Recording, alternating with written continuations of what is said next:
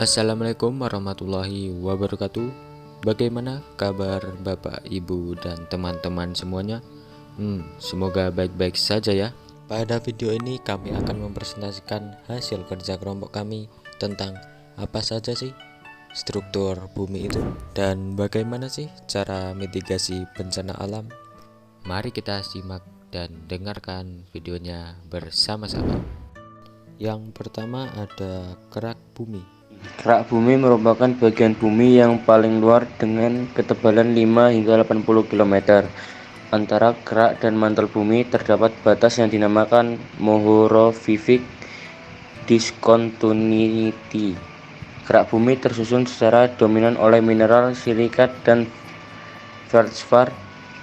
Bumi tempat kita tinggal di permukaannya disebut dengan kerak bumi, dan pada kerak bumi inilah manusia dan makhluk yang lain hidup di atasnya serta melakukan aktivitas kehidupannya masing-masing. Lapisan kerak bumi memiliki jarak beribu-ribu kilometer untuk mencapai lapisan yang lain. Bahkan ketika Anda mengalir sumur sedalam apapun juga atau menggali emas sekalipun, kita baru menyentuh keraknya saja.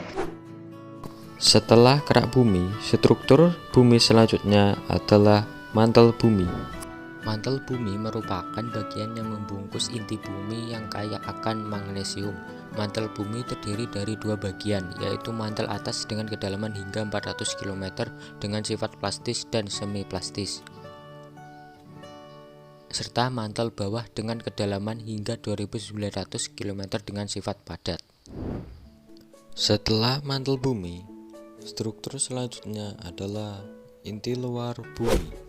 Inti luar lapisan bumi ini merupakan lapisan cair dengan ketebalan sekitar 2266 km yang terdiri dari besi dan nikel di atas inti dalam dan di bawah mantel.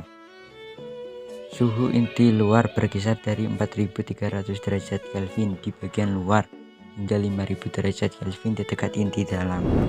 Dan struktur bumi yang terakhir adalah inti dalam bumi. Inti dalam, sesuai dengan namanya, inti dalam merupakan lapisan bumi paling dalam yang berbentuk bola padat berjari-jari sekitar 1220 km. Lapisan ini merupakan lapisan terpanas dari bumi dengan kedalaman 5150 sampai dengan 6370 km dengan suhu 5500 derajat Kelvin. Lapisan ini dipercaya tersusun atas besi dan nikel, disertai juga belerang, karbon, oksigen, silikon, dan kalium dalam persentase kecil. Setelah mengetahui struktur-struktur bumi tadi, kita akan mengetahui bagaimana cara memitigasi bencana alam.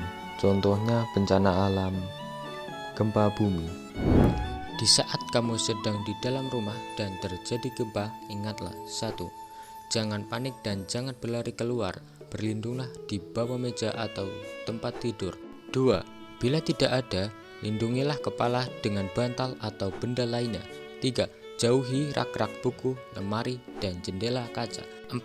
Hati-hati terhadap langit-langit yang mungkin runtuh, benda-benda yang tergantung di dinding, dan sebagainya. Terima kasih telah menonton dan mendengarkan video ini sampai selesai. Dari kami yang beranggotakan